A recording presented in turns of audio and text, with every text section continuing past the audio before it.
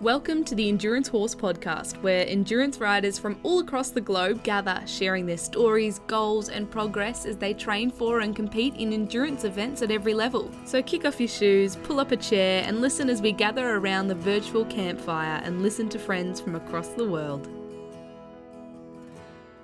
Hey, this is Chris saying hello from South Central Wisconsin, where spring has finally arrived, and my favorite part is the frogs starting to sing again. It's only 40 degrees today. I don't know how they do it. They're out there in 40-degree weather, still singing. Just amazing. I love seeing all the birds that are coming in. It was a little icy and muddy on the trails for a while. The ice really stuck around in the shadowy parts of the forest for quite a while, and the snowmobiles kind of pack it down, so it gets pretty thick ice. But I hiked out last week, I think a total of almost 15 miles down on the trails, and just missed him so much I decided to even go without my horse. But then I finally did haul out. I took Grace out and saw a fox on the trail, and man, it does you good if you haven't been out riding in a while and you finally get to throw your leg over the back of a horse and go. It was just amazing. So enough about me. Let's listen to these new audio files. And if you ever thought of sending in but just haven't yet, I would love to have your audios in the next episode. So without further ado, I bring to you episode 16 of the Endurance Horse Podcast.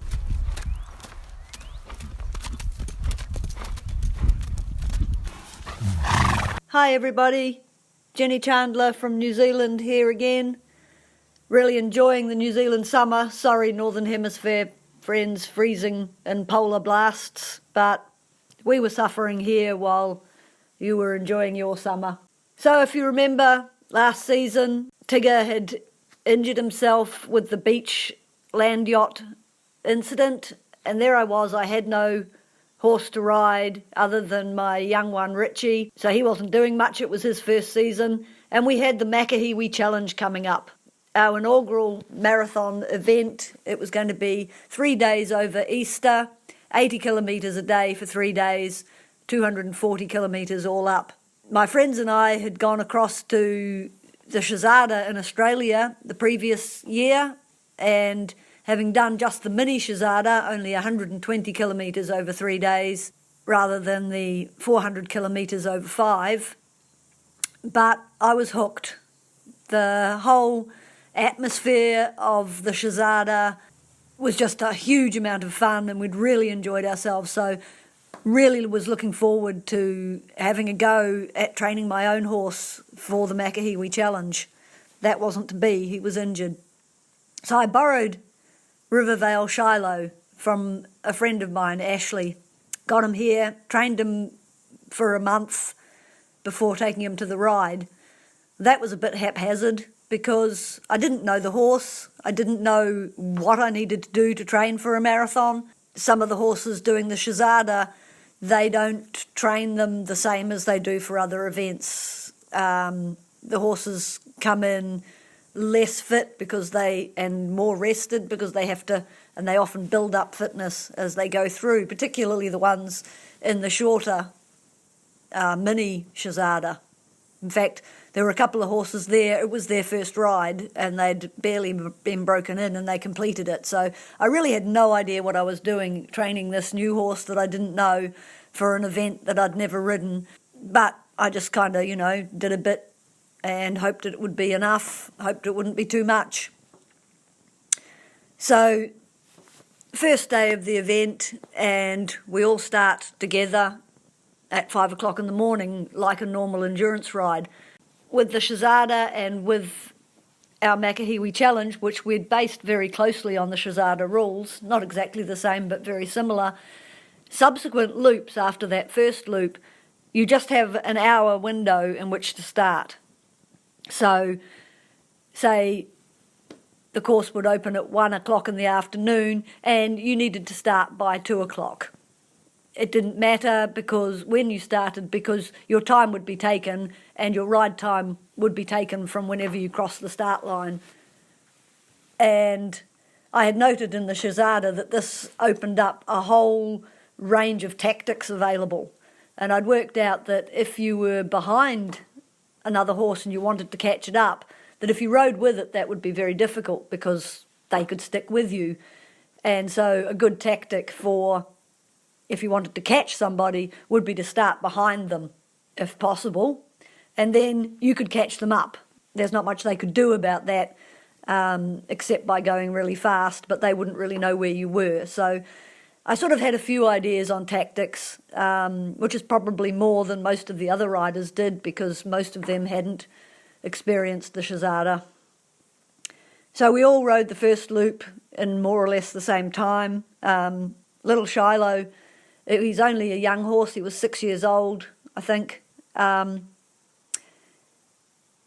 he has phenomenal heart rates. So at the end of the first loop, I was actually a minute ahead simply because he had vetted very quickly.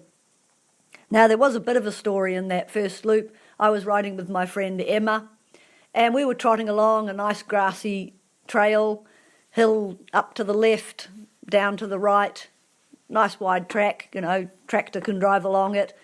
She was on my right, and suddenly her horse slipped. His hind leg went out from under him, and he rolled down the hill. She fell off. He actually rolled right over the top of her, which scared the crap out of me. I imagine it scared the crap out of her too. And then she sort of sat up, and it's like the horse buggered off. He was gone. And I'm like, are you okay? Are you okay? She got up. She seemed okay. So Shiloh and I set off to try and find the horse. He'd gone a couple of 100 metres further along the course, and there he was standing on a little hillock, and the blood all over his back legs. I thought, oh my God, and he's holding his leg up. I thought, broken something's really bad. But when I got a bit closer, I couldn't actually, there were no actual major wounds. He had a cut up high on the inside of his back leg, and so his tail was full of blood, and his legs were covered in blood. But actually, he seemed okay. I looked around. Emma had nearly caught me up, so rather than try and get him to lead, because the horses weren't that keen on being too close to each other, so I thought I'm not going to try leading him and have him get away from me. So I waited till Emma got there. We managed to get her up on the horse. She was going to be a bit sore tomorrow. Trotted him up. He seemed okay. So we kept going, and she vetted through all right. Unfortunately, at the end of the next loop, he'd stiffened up and he was out. So that was a shame. So back to the end of the first loop, we had like probably about a 3-hour hold. Having never done this before, I hadn't really got into the mentality of what it meant to be doing a marathon ride. The fact that you actually don't have to rush. You can actually just relax and do things for yourself, do things for your horse, take your time. Hadn't done that before, was still kind of in 40-minute hold mentality. So anyway, I was rushing about the place. I took time to put the ice boots on because I thought Shiloh probably hadn't had ice boots on his back legs before, so I was very careful putting the boots on, and that was okay. Went back, organising food for myself, came back, got to put cold water down the ice boots, keep them cold, rushing about the place, and I forgot that he'd never had them on before. I simply didn't think about it, and I was operating as if he was just one of my horses. So I had my jug of ice water, and I was pouring it down the front boots, pouring a little bit down, keeping his tendons nice and cold, round to the back legs, doing the same. Bang! He kicks me, got me on the left side of my face. I'm staggering back. Wow, it really hurt.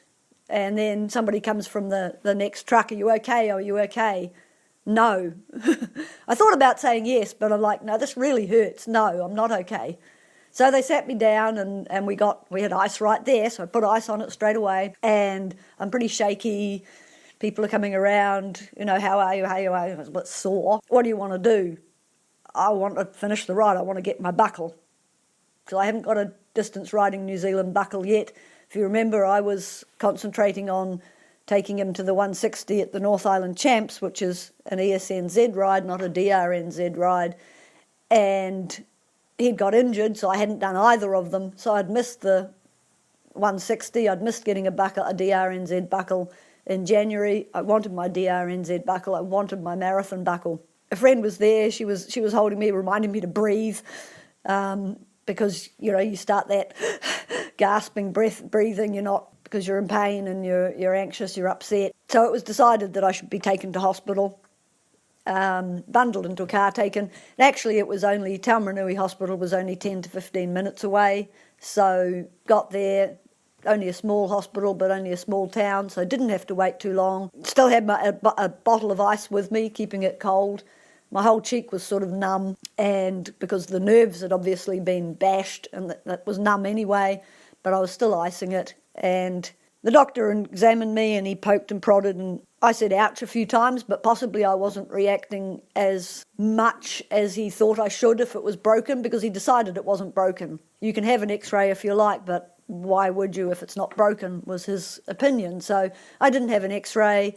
I didn't ask him if it was okay to ride. He didn't ask. So I was good to go. So we got back, and that's the joy of a marathon. I'd been to hospital, been examined, come back, and I still had time to get on my horse and go ride that afternoon loop. Ashley had waited for me because it was her horse and she was feeling bad that he'd kicked me and wanted to know how I was. Some other people helped saddle him up. We discovered that his girth was quite sore from the morning's ride. 50 kilometres is a long way, and it had been a tough ride. It's quite tough terrain. It had taken us a long time. And it was then that Ashley said, I always ride him in a sheepskin. It's like, okay, didn't know that. So she went and fetched a sheepskin cover. We put that on him. Away we go. We were quite late, about 20 minutes behind the other riders. It was much flatter, easier loop for the afternoon, and we caught them up. At that point we thought, we've probably been going a little quickly, so we just backed off a little bit. But by the end of the first day, we were about, here's my bit of paper, I've written it down. At the end of the first day, I was 5 minutes ahead of Ashley, and Ashley was 20 minutes ahead of the next rider. So we had a lead. How did that happen? By going out after the other riders and catching them up. That easy. So the next day, again, start time was 5 o'clock, but now, again, you could choose when you went out. I thought I was had arranged to ride with Ashley, so I was saddling up. I wasn't particularly in a hurry. I'd got into this more relaxed mode, but I couldn't see Ashley anywhere. And after I sort of established the fact that she'd probably actually gone off without me, I was the last one starting. Quickly seemed to catch up with most of the other riders. Someone had made a bit of a course error in the dark, and the others weren't going quickly. I rode for a little while with the Burkitts. That's the mother and children that you saw on the TV coverage just the other day. There are actually 3 daughters. One of the daughter's horse was lame the other day, so only 2 of them got to ride. But when you're riding with a group of 4 and you're not actually part of that group, it's quite hard because you can't actually ride how you want to ride your horse. You end up doing what they want to do. And it wasn't suiting Shiloh and I, so I made an effort to get ahead of them, and then I could just ride him how he felt he wanted to be ridden without trying to fit in with anyone else. So we basically didn't see anybody else for the rest of that loop, did the whole loop on our own, never saw Ashley. I was beginning to start wondering if I'd made a course error, maybe I'd gone wrong. But occasionally I'd see hoof prints by a trough, so I thought, oh, well, there's somebody, she's ahead of me still. And so by the end of that loop, Ashley had done it in 4 hours, Shiloh and I had done it in 4 1/4. Everyone else had taken over 5 hours. That's the thing on a big loop when there aren't many riders on track. I think there were 11 horses in the event altogether, and you don't see anybody. You've got no idea how everyone else is travelling. So until you get to the end of that loop, you really don't know where the others are and what's happening. So by the end of that first loop on the second day, I was 6 minutes ahead of Ashley, and we were 50 minutes ahead of the rest of the group. Which had never been on my plan. I mean, he was only a young horse. I hadn't intended to win. I intended just to get a buckle, and suddenly here I was in the lead, and it actually made me uncomfortable. I didn't really want to be in the lead because it starts putting pressure on, and I'm very competitive, so part of you kind of wants to stay there, and the other part of you saying, no, I just want to get a buckle. It's not my intention. So it was a bit confusing.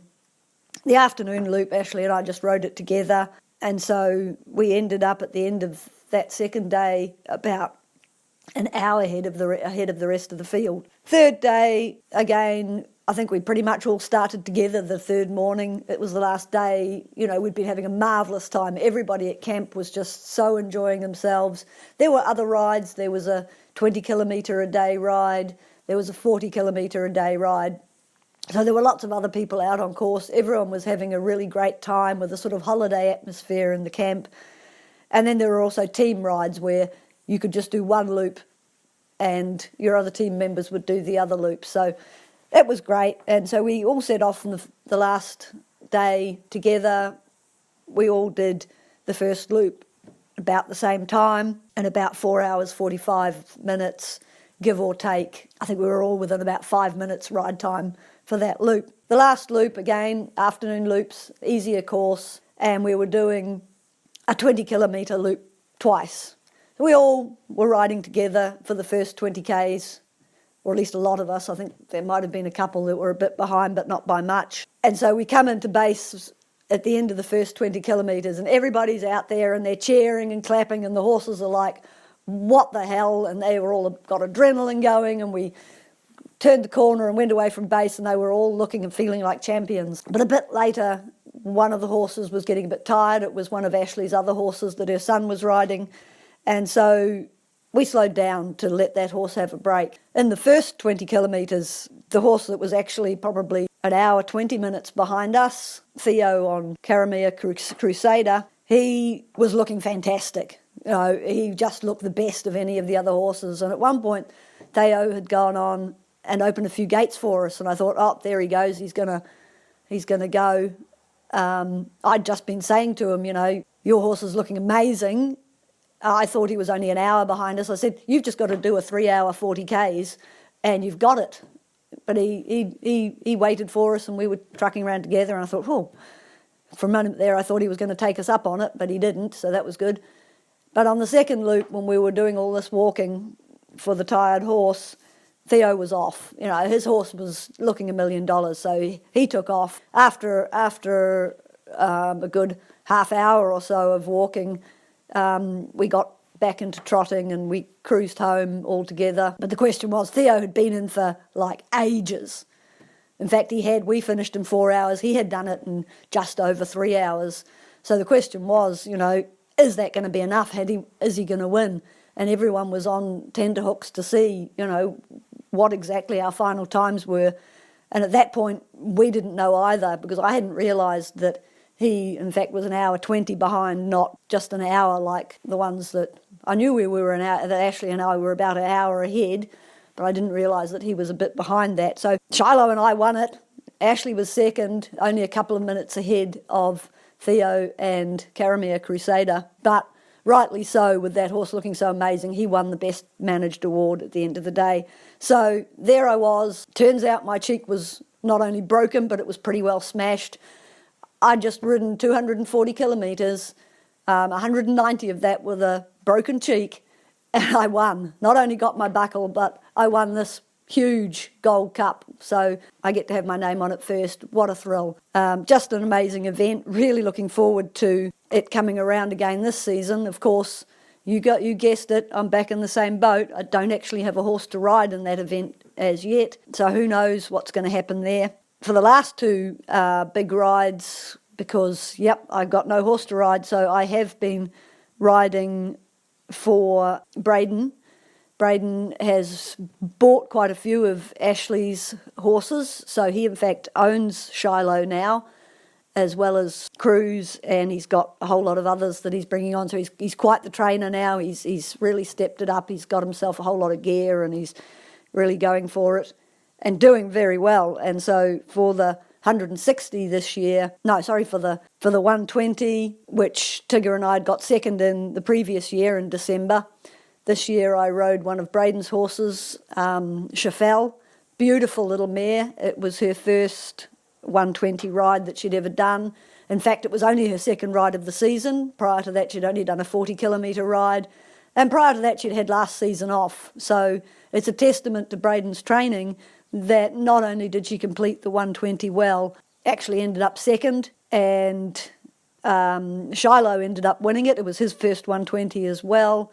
with an Australian rider, Ben, riding him, and he got best managed. So that was a thrill. I was really sore after that ride. There's nothing quite like riding 120 kilometres in somebody else's saddle, particularly when it's a very different style of saddle. Never mind, it's what we do, isn't it? And then for the 160 in January, I'd hoped to be on Scheffel again because I really liked her, but Scheffel was doing the 160 with another Australian rider. Ben was going to be on Crusader, the one who'd won the best managed in the marathon in the 160. So I got to ride my friend Shiloh in the 120. It was a great ride. There were only 4 entered in it, the big event being the 160. There were only 4 in the 120. One was a junior, so we weren't competing against him. One had elected not to weigh up to the 70 kilograms, so she was riding catch weight, so as a non-competitor. So there was just me and Enriquez. We were both on Braden's horses, and so it wasn't really a competition. It was about looking after your horse, getting around in a reasonable time. Enriquez's horse was doing its first 120, so we weren't in a big hurry. In fact, I think Shiloh was the only one who had done a 120 previously. The junior, it was his pony's first 120. The other adult who was riding catchweight, it was her pony's first 120. So there was Shiloh. He'd done one before. He was the most experienced, but it had only been a month before. And so we just went around looking after our horses, all starting out together for each loop, having a great time. And we actually crossed the line, came down the last 100 metres or so, making sure we were all lined up and getting a joint first equal, which was a great thrill, and we just thoroughly enjoyed the day. So, yeah, here's to getting a ride for the Makahiwi Challenge this year. Catch you later.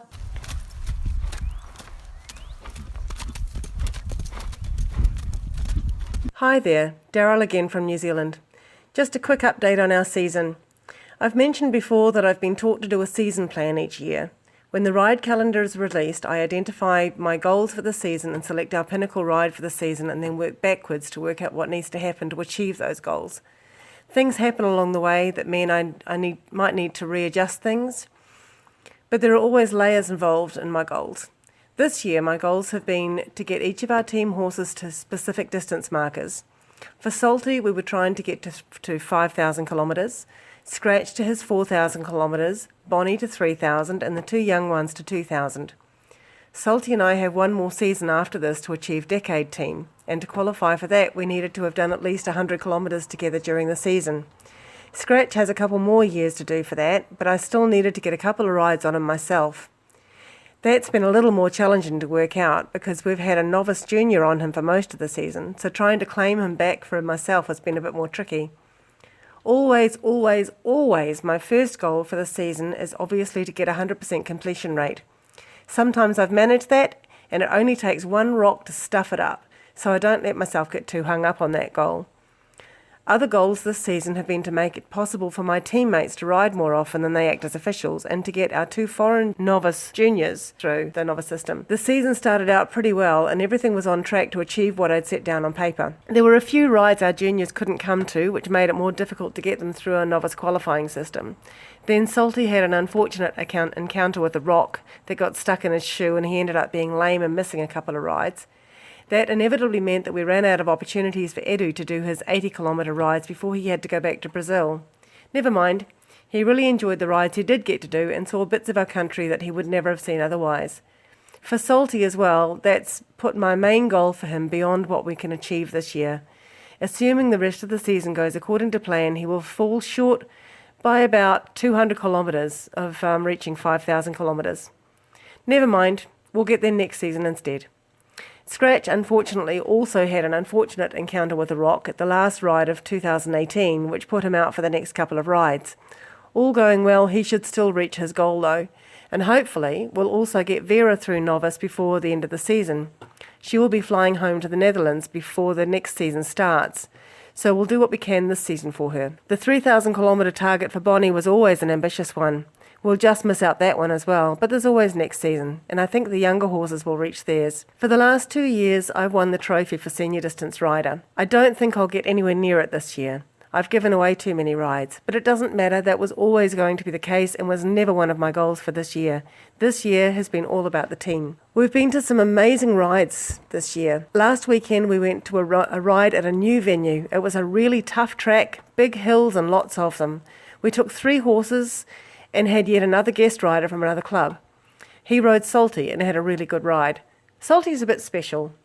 I've said before on here that Salty doesn't have exactly classic conformation. No one looking at an endurance prospect would look twice at him. He's a stayer, but there's just something about him. Everyone I've put on him has enjoyed it. I was really pleased with the performance of all 3 horses last weekend. I was told a long time ago that each loop should ideally be faster than the previous one, so not using all your energy in the first phase. We managed that this time. Lag times, recovery times were predictably longer as the day heated up and the speed increased, and they got more tired. But we only have one more ride before Nationals, which is a little flatter and faster track. So the ride last weekend was a great build-up. Someone else once told me, Gabrielle actually, that if you want a 100-mile horse, you don't go out to win the little ones. So on my season plan, as I was taught, all rides leading up to our pinnacle event are training. Any placings along the way are incidental. So last weekend was a training run. It was consistent and measured mileage and gave us a really good indication of where we're at with regards to fitness. In the last few years, I've started to keep all of our ride records on Excel spreadsheets, and I have charts that graph loop speeds, overall ride speeds and lag times. I also keep a running total of distances achieved for both horses and riders. For myself, I find it's really helpful to work out what I need to do next. Ideally, what I want to see is speeds increasing and heart rates coming down, or at least lag times decreasing. Lots of variables in there with difficulty of ride, heat, distance, probably how I've been feeling on the day as well. The most important thing I know is to just get on and ride. If I did no planning and no tracking of achievements, I would still have fun riding endurance, but having a plan and making goals just gives me that extra dimension. So, as I said, we have one more ride coming up in 2 weeks' time, and then 4 weeks after that we have our Nationals coming up. All going well. I'm almost reluctant to say it out loud. All going well. We're aiming to have 5 horses lining up at the beginning of the 160-kilometre ride. The 3 of us on our team and 2 guest riders, one Australian, Camille coming back, and Jenny Chandler riding Salty. So that'll be fun for her. So I guess we'll try to do an update again next month. Otherwise, the next update will be after Nationals. So wish us luck. Hopefully we get all 5 off the start line at the very least, and we'll work out what happens after that. More next time.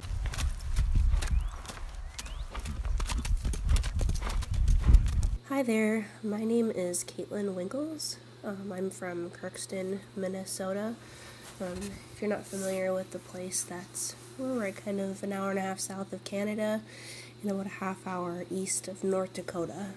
So right up in the corner there.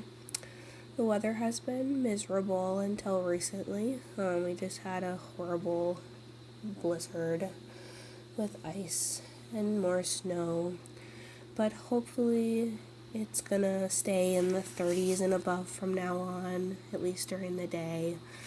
So hopefully we'll get some snow melted and we can actually start doing some riding.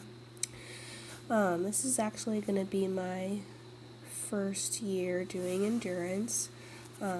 My horse's name is Festus. He's in Appaloosa. He is 9 this year.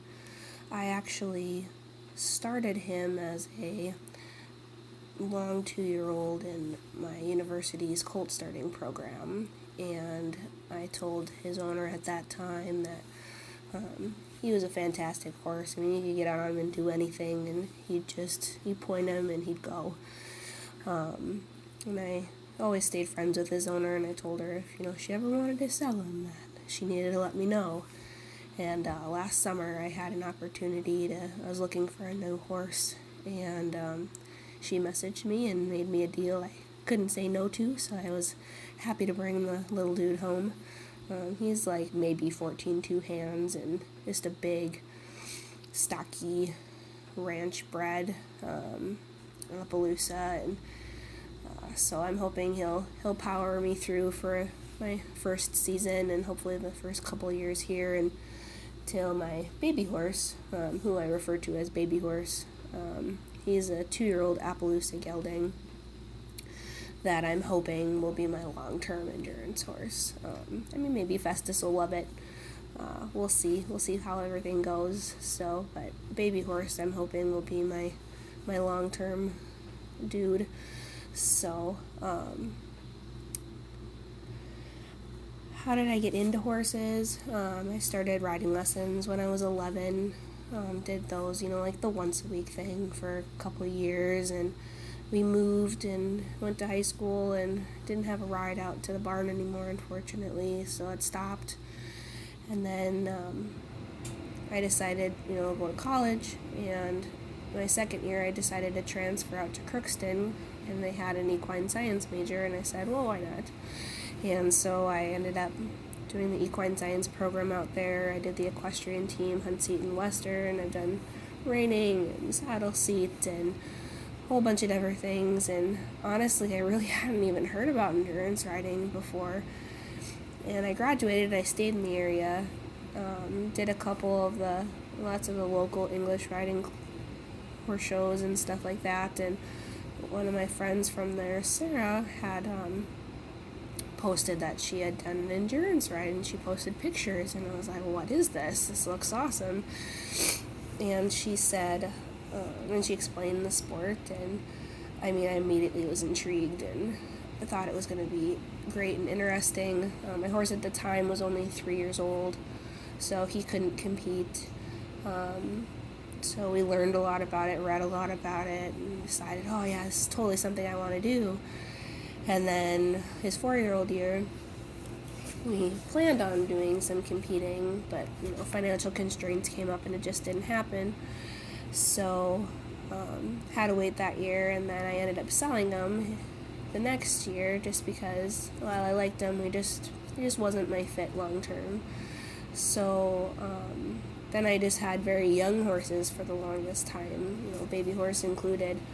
And so it wasn't until this last summer I got Festus. Well, I was pregnant with our first kid last summer, so could only do very limited riding. So I had my son in December, and just kind of getting back into things now and waiting for the snow to melt, but hopefully to get this year done and really experience my first ride. So I'm really looking forward to that. And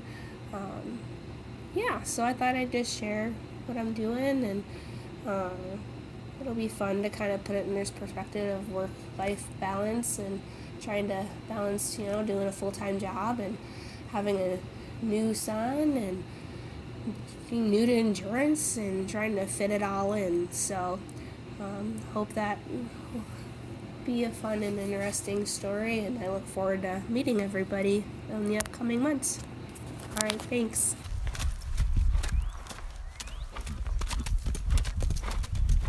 Hi, my name's Bridget Brown, and I live in North Yorkshire in England. We live on a hill farm in the middle of the North Yorkshire moors. My daughter and I have been involved with endurance for quite some time. Nikki since she was 8 years old. She's now 23. And me, I first started doing endurance about 31 years ago. Between us we have 10 horses, from a 3-month-old colt foal to my oldest boy, who's a 15-year-old trotter Appaloosa called Murphy. I've competed on him for quite a few years. He won the National Novice Championship. He's been on the English squad 3 times, and he's done quite a lot, really. My other horse is Zeph. He's an Arab Appaloosa, 12 years old, and this is the year that I'm hoping to do a bit with him. I've always wanted horses and ponies when we were kids, and Dad wasn't having any of it because we lived on a hill farm and ponies didn't fit in. So I learnt to ride on a cow. It was a very nice cow. And one day my auntie, Jane Gardam, she's an author, she came up and saw me riding the cow and was horrified. And young ladies don't ride cows.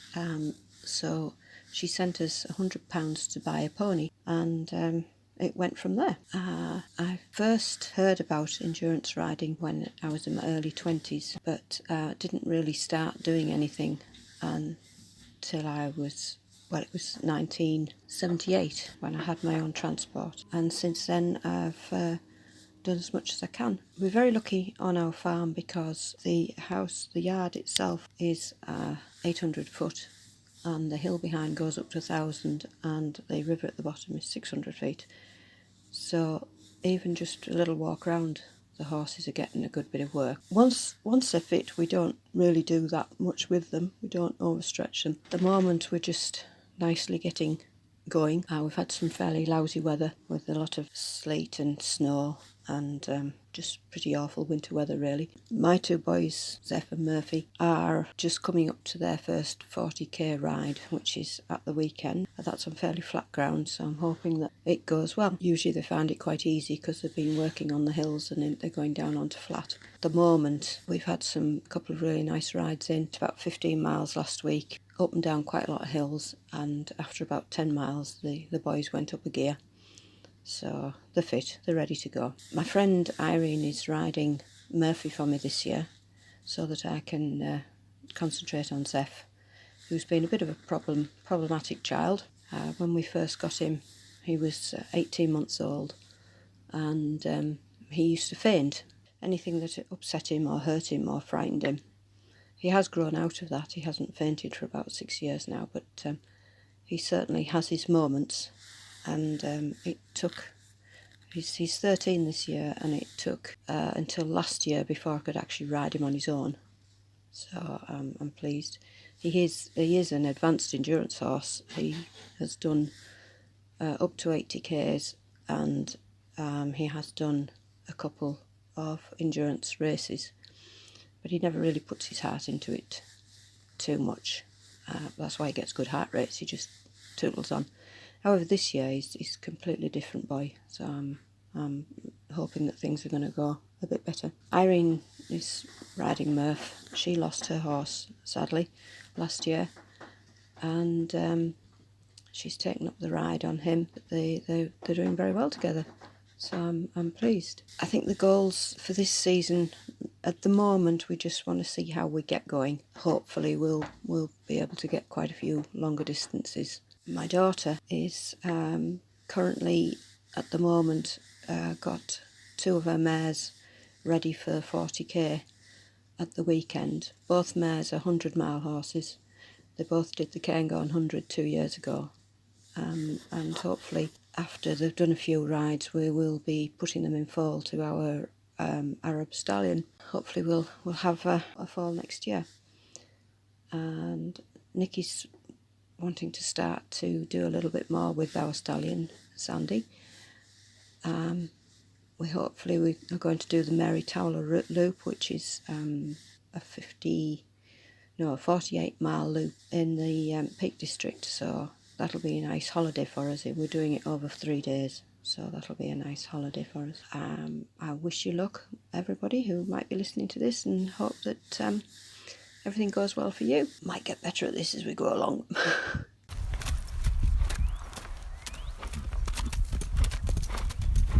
Hi, this is Courtney Kruger. This is Lee Kruger. And this is Sarah Kruger. And we're going to talk about training, but not so much endurance, but ride and tie, which is similar to training for endurance, but there are some differences. And the biggest difference for the horse is that you have to train the horse how to be tied to a tree and be still with a whole bunch of other horses and runners charging past it. And so Lee is going to begin by talking about how we began training Coda. So we have started a couple of different riding tie horses, but I think the most successful that we've been was when we started Coda. Our house sits in the middle of a yard with trees and yard all the way around our house. So the best thing that we did was we tied Coda to a tree and then had one of our other horses that we led past Coda, just still within sight, just a little bit past him. And then we started going further and further from him. And then the horse went even further away from him, and the house was between him and his pal, and he couldn't even see his friend. And he learned to not be too worried about it. He didn't get too upset. The very first time that we tied him and started leading the horse away, he, pulled back and was a little bit silly, but that really didn't last long. So he did very well with that. But then we started getting on the other horse and running, just a little ways away, and then continuing until we were running where the house was between him and the friend, and he couldn't see the friend. But then Coda learned that if he just waited just a second, the friend was going to come back into view and come back to him. And that's exactly what we want them to learn, because that's what happens on the trail. And one of the neat things I think about riding tie is that you're almost asking the horse to do something that's not within its instincts. Tying a horse to a tree and leaving it in the wilderness is really kind of like setting it out as bait. Prey animal can't like that. But when they have been trained that sooner or later, hopefully sooner, one of your partners is going to come by and get you, then it's amazing how easy they learn, how quickly they learn. After we had done the yard training with Coda, I guess it was another week or so, Carrie Barris, my riding tie partner, and I took Coda out to a trail, and we rode him up the trail a little bit. One of us did, one of us ran. I think Carrie maybe rode to begin with, and she tied Coda to the tree and then waited for me to catch them, and then she ran off, and I stood there next to Coda for a little bit, and then I got on him and rode to Carrie, and we switched again and did that 2 or 3 times. And then at one point, I tied Coda to a tree, and then I walked just out of distance, out of sight. And so now he's got nobody with him. It's the first time he's been on the trail all by himself. And he started hollering a little bit, whinnying and hollering, and I could barely see him. I didn't want him to see me, but I could just kind of barely see him from where I was. And I could tell that he wasn't thrashing around too much. So I just let him whinny and holler a little bit. And then I came back and got him. And after that, he just had it figured out. And we ran through the rest of that day with just no problem. And I don't know, we probably just went maybe 3 or 4 miles, if that. But he had it, and he's had it ever since. And I think I've mentioned before on this podcast, they get to where they just almost love to be tied. And sometimes you'll be trotting along, and the horse will decide, I'm ready to stop, and just kind of nose over to a tree, like, tie me here to this tree. And every once in a while, I'll let them do it. I'll let them pick out their tree. And usually when you tie them, it doesn't take long for one of those back feet comes up, just cocks up, so that they are just completely relaxed. Now, lots of times on the trail when I'm running away, Coda will give me one little whinny or one little scream, and sometimes I realize he's actually hollering at the other horses, but I always turn around and yell back at him, I love you too, and then I turn back around and keep running. Another horse we trained was Cocapelli, and we were a little worried that might be a little more difficult. We had some tough times trying to train him in South Carolina. He didn't do real well being tied to a tree and left by himself in the woods. And yet we really needed him once we moved to Tennessee. Cruz, who had been our main riding tie horse, was developing some lameness issues and back pain issues, and we really needed Cocapelli to kind of step up to be our number one horse for a while. And so Lee and I took him out to some woods. We took Coda with us, and just as easily as we could, eased him into it. We would tie him to a tree, and whoever, I think it was Lee initially, would walk away, and I would just stay there. I was mounted on Coda and stay there, and then I might take Coda just a few yards down the trail and then come back, and we just did it as easy as we could. And then finally we worked up to where Lee rode Coda out of sight, and then I ran to just out of sight and was just not at all sure what kind of shape he's going to be in when I got back. But I turned around, didn't leave him out there long, came back, and he was standing at the tree with his foot cocked. I remember I pulled out my phone and recorded a little bit of it on video because I just couldn't believe how great he was doing. And he's done fine ever since. Once they get it in their head, somebody's coming to get me, they really, really are fine.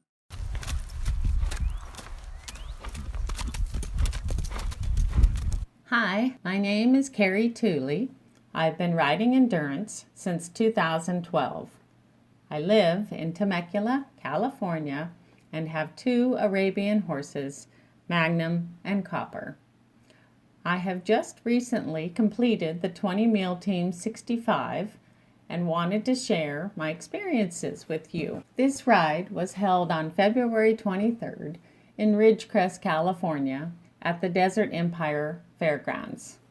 This site has been selected for the 2019 AERC National Championship Ride at the end of October so many people wanted to pre-ride it. I saw a lot of top Tevis winners doing the 100.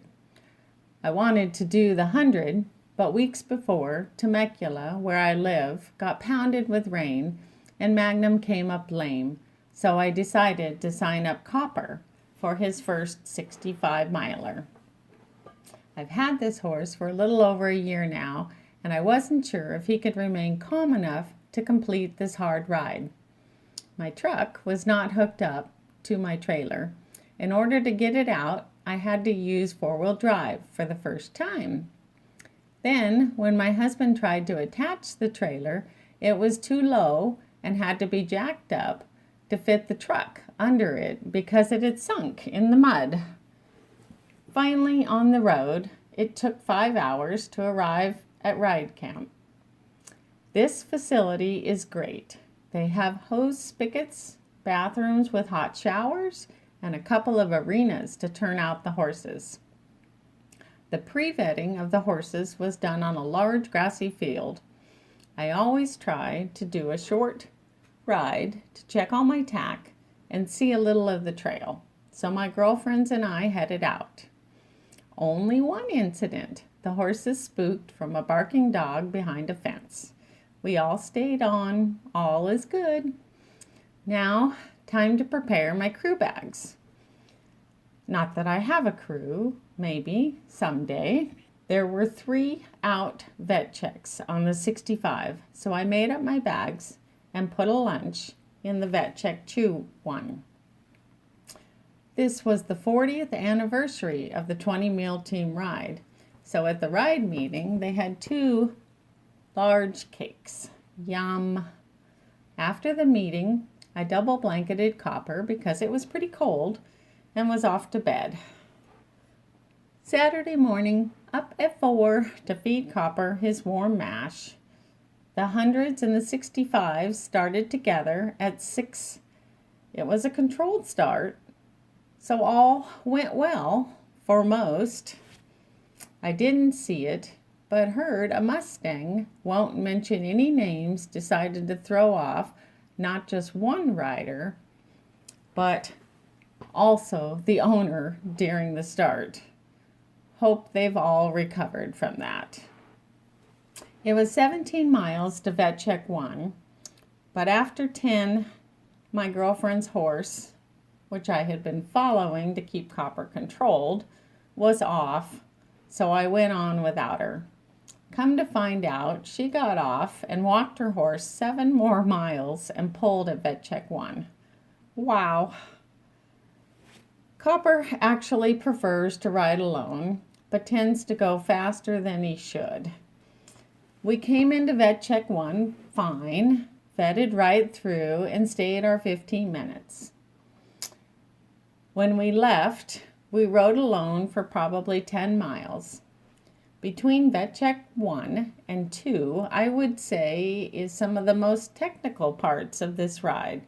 You will climb up and down very steep, rocky hills. We were passed by a white Arabian that was doing the 100 and followed them. I liked her speed. It was about 7.5 miles per hour, and we came in to vet check 2 together at 32 miles, where they were having the 1-hour lunch hold. The horses ate well, and we vetted good. Her crew lady loaned me a vest because I had left my jacket back at vet check 1. Didn't think I'd need it. Now I like vests. My arms get hot while riding, but I still need a little something to keep me warm. Half of the ride done. On to vet check 3. Long uphill climb. Walked all of it, giving many snacks to Copper that I carried on my saddle. Back to trotting. We come to a water spot where a volunteer was taking numbers. They had wet alfalfa in one of the water troughs, and the horses loved it. Well, surprise, surprise, here comes the Mustang from this morning's incident, and there they go. We leave and can see The vet checked 3 for miles, but keep the same pace. Finally, we arrive 55 miles and stay for a whopping 15 minutes, just enough time to use the porta potty and vet through. 10 miles remaining for me. A couple of riders are flying by at this point, still hiding with Copper behind the white Arabian mare. She's more experienced. We continue on at our same pace and pick up another 100-miler that is relieved because she doesn't want to ride the last 35 miles alone in the dark. Came into the finish around 5:30 in 11th place. The finish line is about a mile outside of camp, so after finishing, we walked to the vetting area and untacked for our completion check. When they took Copper's pulse, it was 90, and I realized it was the PA system announcing the 35-mile awards. Sounds like a horse show to Copper. So I asked a couple of my girlfriends to bring their horses alongside of Copper, and his pulse came down to 60, and we completed. Yay! After taking care of Copper, I had a wonderful Mexican dinner provided by Ride Management and cake. Showered and took Copper for a walk. I wanted to stay up to see the hundreds finish, but was too tired and went to bed. Sunday morning at 7:30, they did the best condition showing for the top 10 hundreds, and the award ceremony was at 9. I highly recommend this ride. Ride Management is wonderful. This ride is beautiful and very challenging. Bring a fit horse and don't ride too fast. Check out all the pulls in the 100. Hope to see you at the National Championship ride this year. Carrie Tooley and Copper.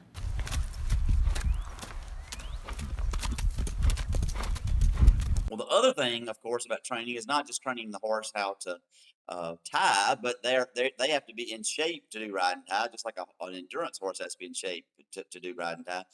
But the runner, the partners, the humans have to be in shape too. And of course, you have to be in shape to do endurance as well, but it's a different kind of shape when you're trying to do ride and tie. And so one of the things that Lee and I often do is she will take the horse that we're going to use and she will ride the horse because she doesn't actually do ride and tie. She's not a runner, but she'll ride and I run, but we'll go out and do it together. And she's going to talk a little bit about what that's like first. It's always interesting when you ride a horse and you've got a runner in front of you, and the horse knows that that is his runner. And so usually the runner, when we do this, Courtney gets out ahead of me because he leaves out while I'm still tacking up. And then we go down and, we go chase him, go find him. And as soon as the horse catches sight of Courtney, the ears go forward and the whole attitude is, oh, let's go chase him, let's catch him. And it's just like when you're on the trail and your horse cues in on horses that are in front of them. And all of a sudden they have more motivation, more energy, and they want to go and catch that horse. And it's almost like that human partner becomes that horse's leader and buddy and part of his herd, and he wants to go catch them. And that's always a lot of fun when you're on the horse and you're coming around a corner and he sees his human partner and suddenly he's motivated and he wants to move and go. So I enjoy that part of it a lot. And of course, I think that's good for the horse. The idea of training is you want to push yourself just a little bit harder than you did the last time, so you're going to get a little bit stronger. And so that's good for the horse. That also is the way I motivate myself, is when we get to the trailhead, and we are very fortunate to live just about 15 or so miles from the Cherokee National Forest, and we get to the trailhead, and Lee is beginning to tack up the horse, and then I'll kind of get myself ready, and then I'll take off, and I'll say, now you ought to come catch me. And I try to see, can I get to the 5-mile mark? And we have a route, we call it our winter loop that we run in the winter, and then we have a summer loop that crosses a river that we use in the summertime. But if we're running the winter loop, I try to get to the 5-mile mark before they catch me. And so I'm being pushed just by imagining that there is a horse cantering somewhere back down there behind me, catching up to me at speed. And that's good for me as well. Another interesting thing about the way we train is, and this has been true both in Tennessee and we lived in South Carolina, a whole lot more of the horse community in our area know who we are than we know who they are, because it's so odd to see a person running and a person riding, but them doing it together. And so people will see us out and say, "Oh yeah, we remember you. You're those crazy people that ride and run and whatnot." But when you just see a person on a horse trail, it's not necessarily going to be somebody that you remember the next time you see them. So it's kind of funny that we're kind of I wouldn't say famous, but more people know us than we know them. And Lee is now going to tell a story about when she decided to train two horses at the same time. Okay, as Courtney said, I'm not a runner, and I don't even try to be, but I'm good crew, and I do try to do some of the conditioning of horses at home. And so I thought I was going to be real smart and condition two horses at once, because if you're trying to keep a couple of them in shape at the same time, that's difficult to do. So I took two of them out, and I rode one, and I ponied the other, and we went and did, I don't know, maybe 9 miles that day, and we had gone to the Cherokee National Forest, and I was all by myself, and it was during the week, so there wasn't anybody else out there either. And came back to the trailer, and I had my favorite, wonderful, trustworthy boy with me named Cruz, and then I had Cocopelli with me. So I got back to the trailer, and I'm untacking the horses, and I had tied Cocopelli, and I'm sorry, I think I may have had Coda with me, but anyway, I had another horse with me and Cruz. So I tied the other horse, and I had Cruz, and I was letting him eat a little bit of green grass while I walked to the back of the trailer to put something in the tack room. And I looked up, and Cruz locked eyes with me. And then he walked a few paces, and he kept his eye on me. And then he walked a few more paces, and he took off going, running. And the other horse, I guess, was not tied either. Anyway, the other horse took off with him, and off they went up the road away from me, although they had already just done 9 miles. And here they go running away from me. And as I said, I am not an in shape runner. But what are you going to do? You have to go chase your horses. So here I go, walking up the road, trying to catch some horses. I get to about the mile mark, and at that point, there is a turn off the road. And I thought, well, I don't know which way they went. And I couldn't tell by the hoof prints because we had ridden that day, and a lot of other people ride out there too, so you can't tell by the hoof prints which way your horse just went. So I chose one direction, and I kept walking, and I probably walked about a mile and a half, maybe mile and 3/4, and finally said to myself, this is not working. I'm not going to ever catch up with these horses. If I haven't caught them by now, they probably didn't go this direction. I'm not going to catch them. So I turned around and walked back to my truck and trailer. Of course, by this time, I had walked somewhere between 3.5 miles or so, and the horses had been out gallivanting, having a lot of fun for probably an hour or more by this point in time. And my only choice was to unhitch the truck from the trailer, get in the truck, and go hunt the horses, which I did. I found them probably 5 minutes later, and they had just gone the other direction at the turn from the direction that I chose. And they were standing in the middle of the road just waiting for me to come get them. So I did. They had their halters and their lead ropes on them, and I ponied. Let's see, what did I do? I guess I had 2 lead ropes in my hand, but one was a lot longer than the other. And I drove the truck back, loaded those boogers. There wasn't any way I was letting them eat any more grass. I loaded them up and rehitched and came home. But I was not happy with having had to do that day. And if I'd only had one horse with me, that probably wouldn't have happened. So I have not tried to train 2 at a time since then.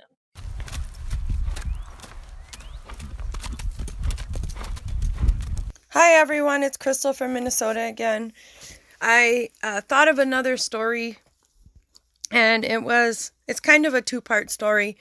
The first part happened in the first 2 years of riding my quarter horse in endurance, where we had a lot of pulls and a lot of just complications, just things that went wrong that led to just poor completion rates. So frustrating, and just got really down and out. And this happened around, I think it was either Run for the Cactus or Run for the Ridge. And I had just been pulled. He had pulled another shoe and ended up being pulled for lameness. And I was just so frustrated and down and out and just wanted to quit, and just really got, I don't know, I got to that really dark place. And they had a volunteer opportunity up there where the DNR wanted them to pick some of the prairie seeds so that they can replant them, and that would help pay for the ride venue. They would deduct the cost that they had to pay for the ride venue. So I went out there and just started trying to pick the prairie. Well, it's actually kind of, I don't know if you want to say cathartic. You're just out there.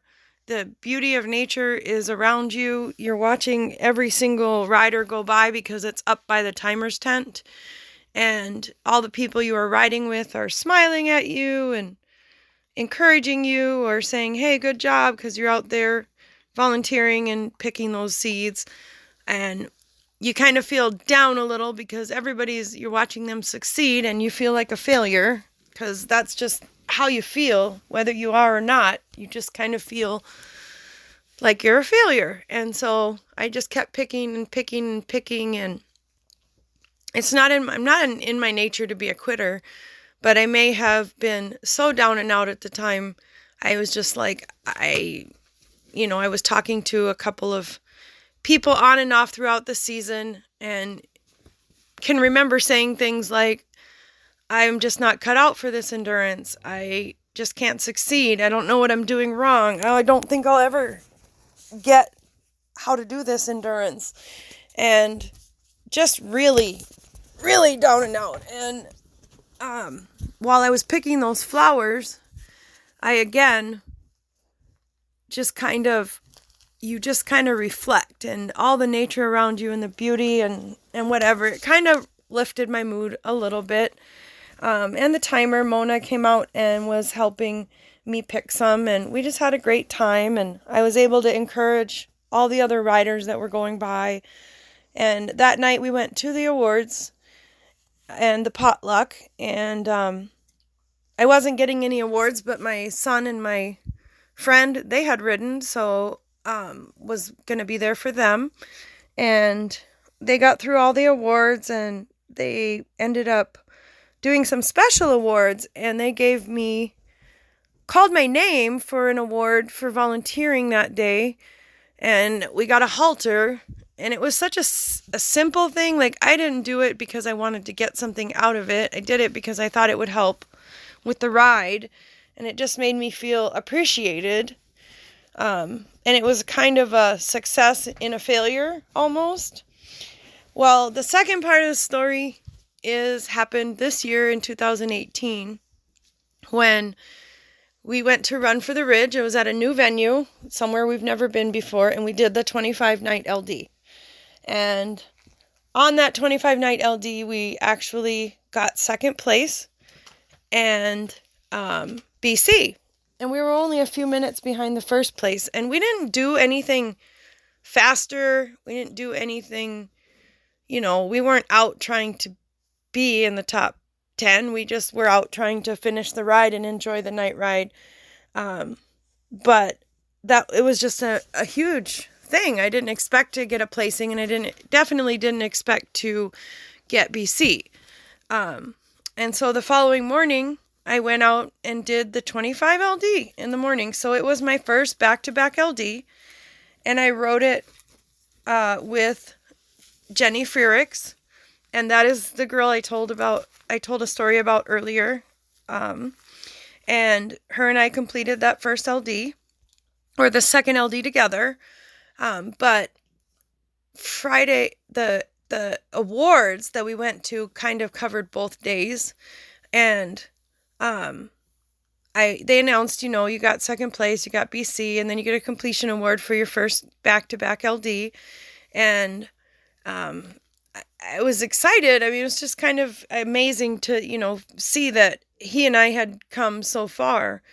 And when I was leaving the awards banquet, going back to my trailer, I had to go past it's Bev Specht and Diane Mers, where they were camping.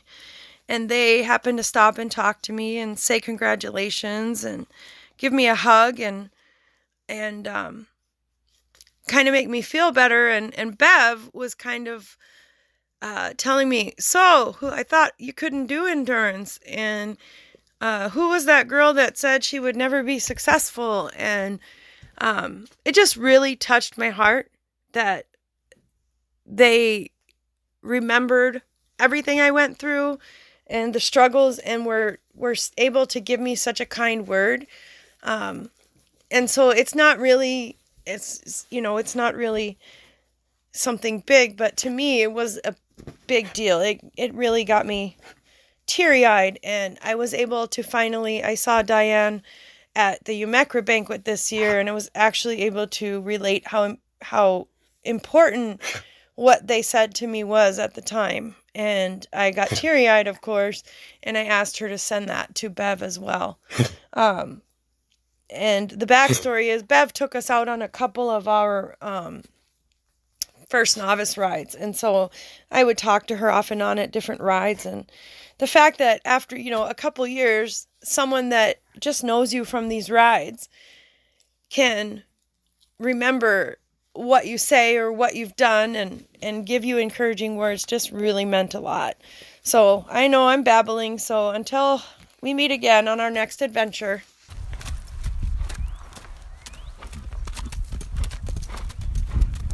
Hi guys, it's been a while since I've updated. This is Kat from Marvel in Australia. The next ride after Maryborough, so that was in March, the next ride was the Easter Carnival, and that had always been called the Faraway Easter Carnival.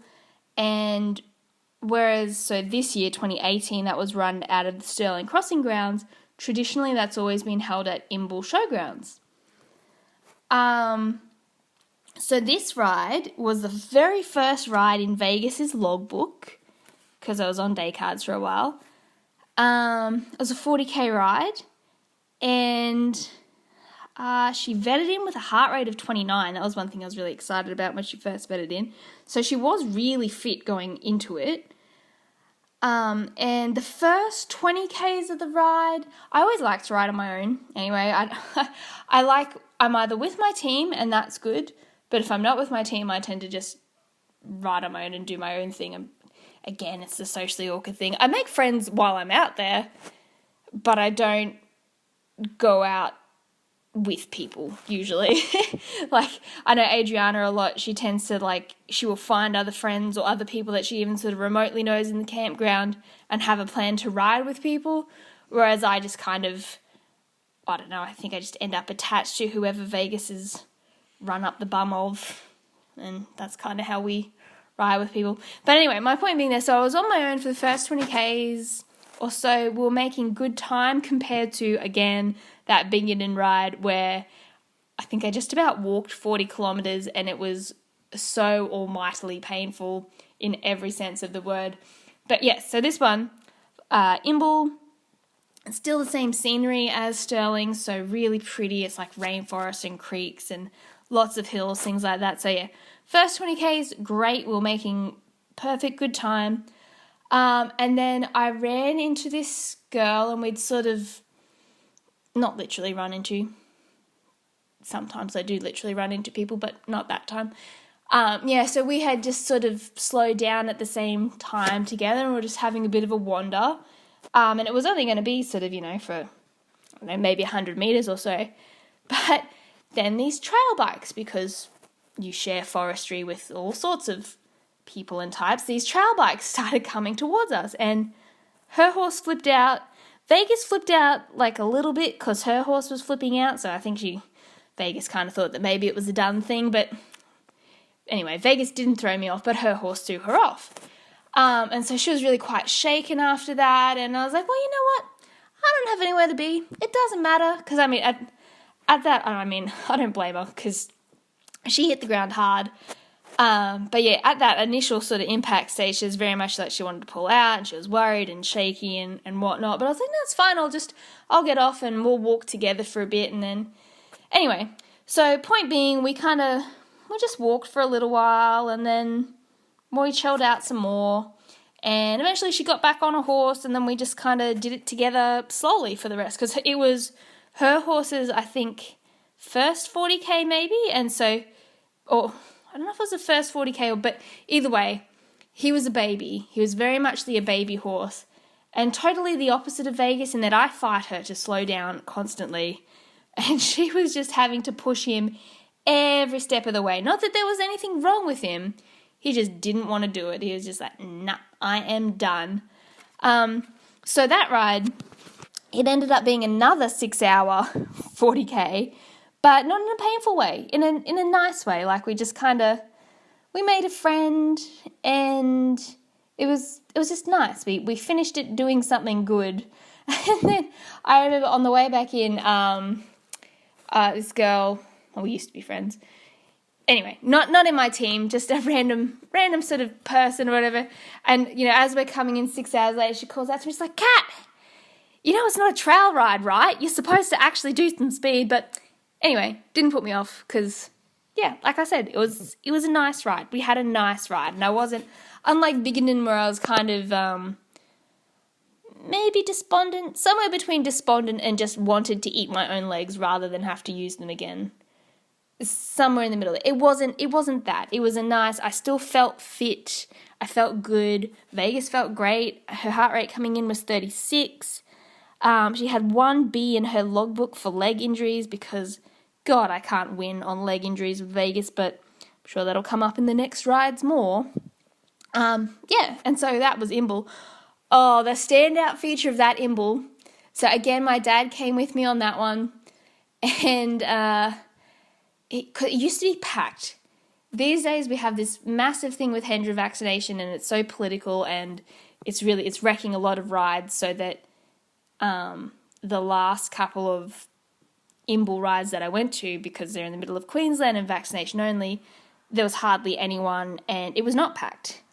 Well, this ride was before then, and we were at the back of Beyond, and Victoria and Spence had chosen the camping space, and it was literally, you couldn't get further away from everything. They had gone up, and so you can tell that they're people that think of the horses first as opposed to the people, because they had gone up this hill to where the grass was the longest, so like you honestly had to worry about the cars a little bit in the long grass. So up a hill into this long grass, it was horrendous when it was cold to camp in and like have poking you in the vajayjay on the way to the bathroom.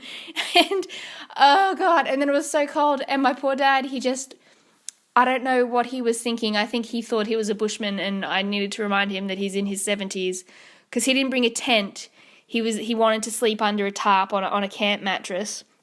And yeah, so when we got up at like 4 o'clock in the morning, I had put Vegas's rugs over the top of him because I could see him just shivering in his little tarp. And it rained so much, which I'm jealous of right now because I love rain. Not at a ride, but in general when everything's dry. But anyway, yeah, so those were my memories of Far Away back in 2016.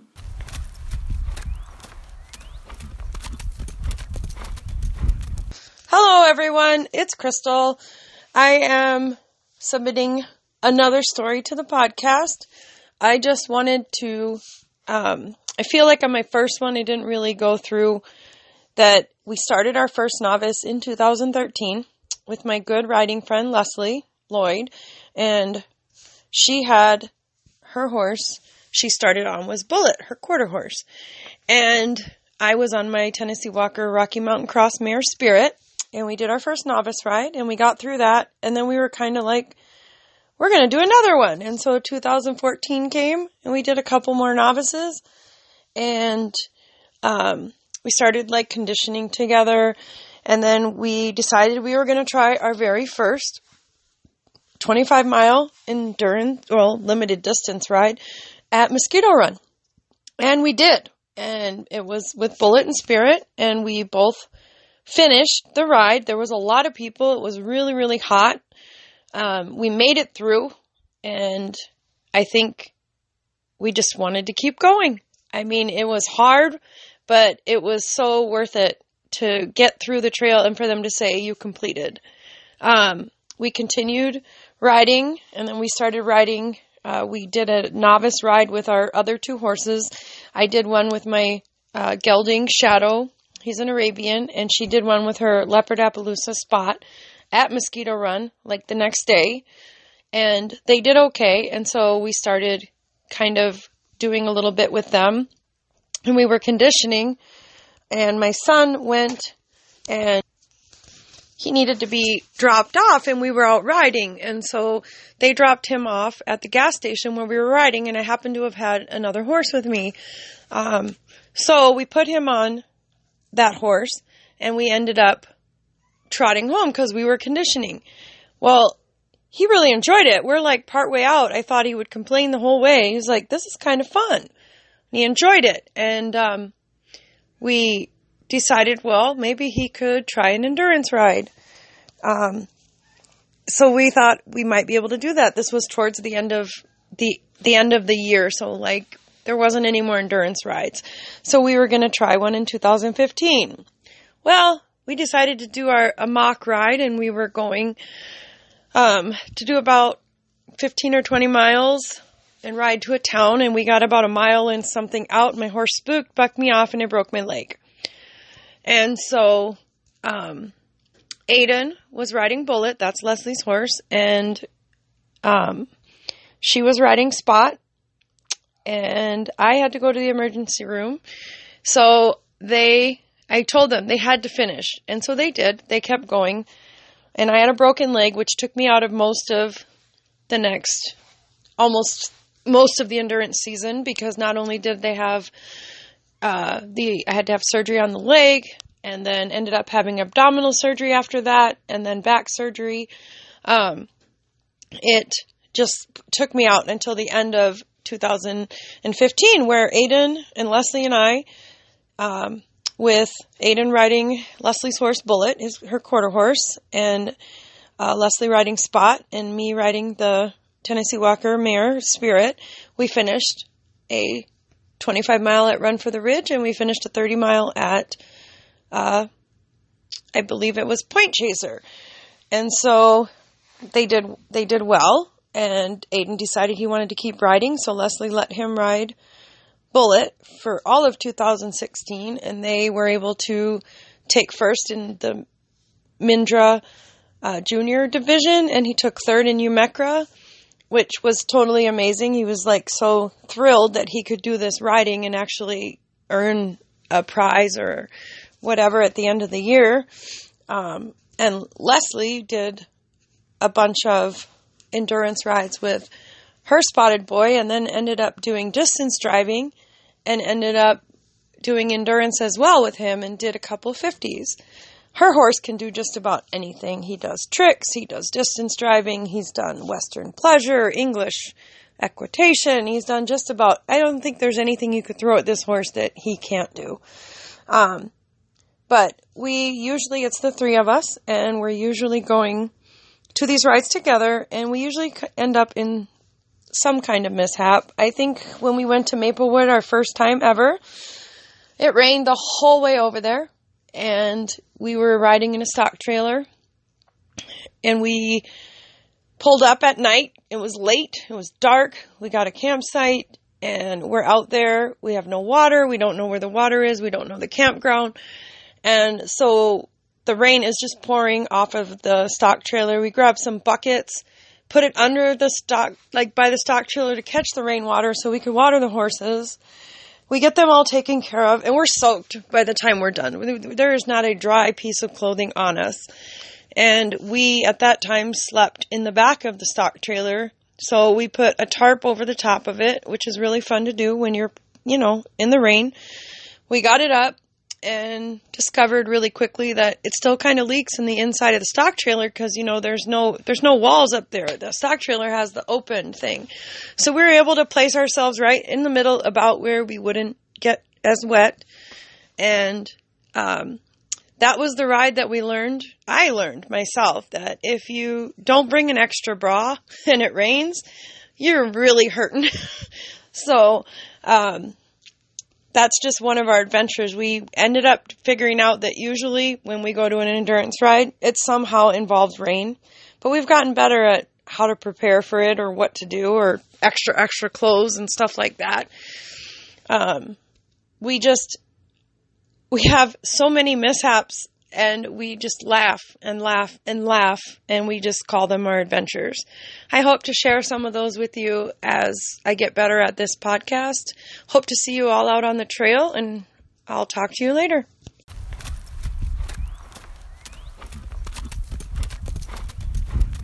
Hi again, Daryl from New Zealand. Christina had asked about crewing stories. First off, let me say that I'm pretty crap as crew. I get distracted by going and talking to people, and I forget to pick out hooves. If you want crew, it's best not to ask me. In crewing for my friend Jenny at Tevis last year, I think my greatest contribution was in organising ahead of time and in bringing some absolutely awesome people with me. And in just being a Kiwi connection, I guess. One of my biggest things to be doing crewing for her was liaising on in the minimal reception various places, was being able to liaise back with people in New Zealand on Facebook to let them know where she was up to and where we were at. So that was my biggest thing for the day, I think. Since I started endurance riding, we've often not had a lot of crew. So we're used to doing minimal crewing and having to do things, having to get a lot of things organised ahead of time for the next hold period. We can get away with that because we don't normally do outpost vetting, so everything's all centralised in one hold area. As Jenny said in the last episode, though, it's a lot more relaxing if you have crew to look after your horse for you, so you can sort things out to go for the next loop. Like remembering to go to the toilet, that's really, really hard to do sometimes.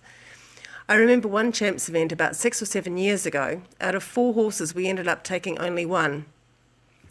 Salty had wrecked himself in a fence, the mares were out with snotty noses, so it ended up just being scratched to do a novice 80. Consequently, I ended up with about 8 people crewing for me.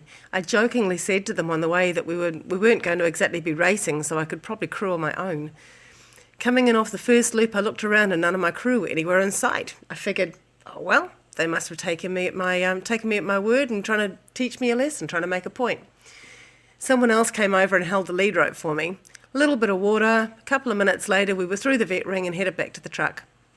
My crew all looked at me in shock when I walked around the corner. They hadn't heard my number called, so they'd missed me. It wasn't deliberate at all. At the end of the next loop, they were all there. A couple of them decided there were too many people, so they stayed out of it. So I ended up with 5 crew instead of 8. I hadn't been going fast, but even so, Scratch's heart rate just wasn't dropping. I looked around and decided there were still too many people, so I took him for a little walk and stopped on the other side of the crewing area. Heart rate dropped like a stone, into the vet ring and finished. Crew are wonderful, but it's important to have the right people and the right number of people. Some horses like lots of attention, and some like less excitement. I find that any tension between people is really bad. Horses pick up on it big time. So if your crew are having a bad day, it's better if they remove themselves and get out of the way. Certainly if you've got, family members and they're bickering between each other, it's a really, really bad thing to happen. It's just not relaxing and horses don't react well to it. That goes for riders too. As a rider, if you're stressed, then your horse is going to pick up on it and wonder what's happening and what they should be scared of. Certainly seems that way going by heart rates anyway. Last year at our North Island Champs, I ended up not riding. Originally, the plan was for me to ride Salty, and we had 2 Australian riders on 2 of the other horses, all in the 160. Then, about a week before the event, the mare on the team, Bonnie, stuck her leg in a fence and put herself out.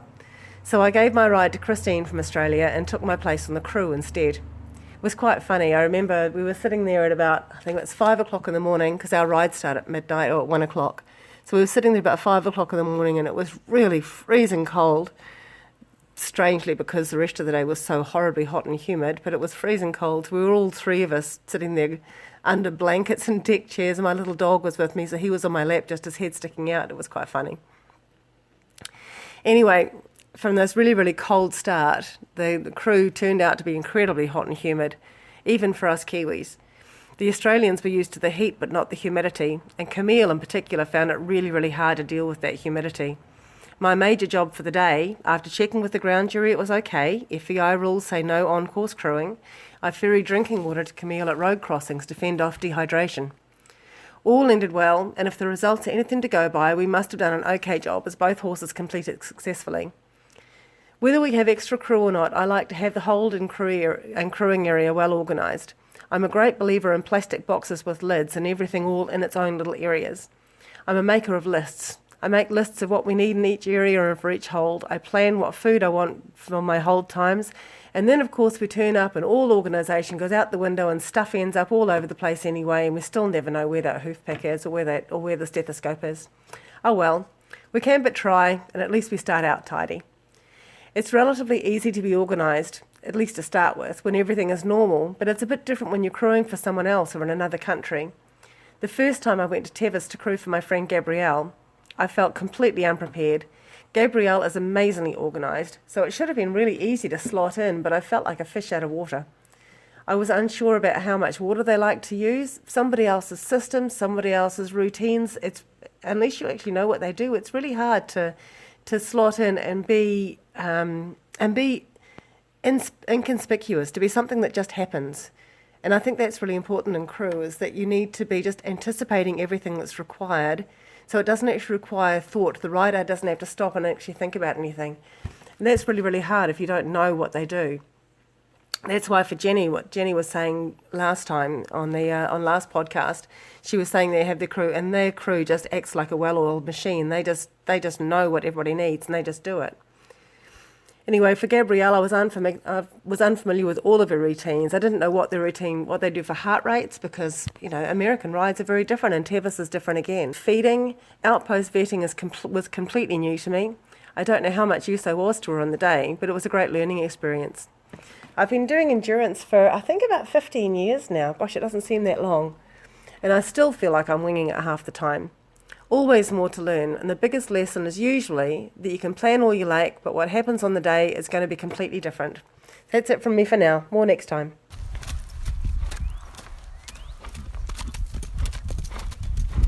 Well, that's a story about losing something. Now Sarah, our daughter, is going to tell you a story about gaining something. We were taking down ribbons from a ride and tie in the Fance Grove Forest in Clemson, South Carolina. And my dad was riding a mountain bike, and I was riding my mom's horse Cruise. And we were riding along, and we came up to one of the trailheads, but it wasn't the one that we had parked at. And my dad looked over, and he said, "I see a cat." And before he could really contemplate the error of his statement, I was off of the horse and calling to the cat, who promptly ran over to me and hopped in my lap. And so I looked up at my dad, and I said, "I'm not leaving the woods without the cat." And he said, "What do you mean you're not leaving the woods without the cat? We can't take a cat with us." And I said, "I don't know. All I know is I'm not leaving the woods without the cat." And so he said, "Well, what is your plan? Are you going to put the cat in the saddlebag and ride back with it?" And I said, "If that's what it takes, I guess that's what I'll do, but I'm not leaving the woods without the cat." So we were at a trailhead, so he took the horse and rode the horse back and left me with the mountain bike and the cat, and called my mother, and she came and picked me up at that trailhead, and so we now have a cat named Grover after the Fance Grove Forest.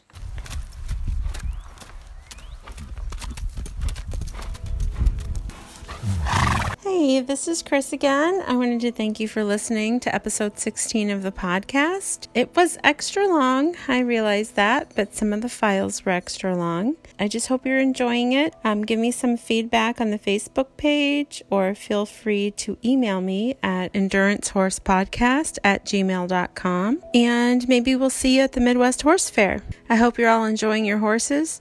It is all about the journey. We enjoyed having you along for the ride.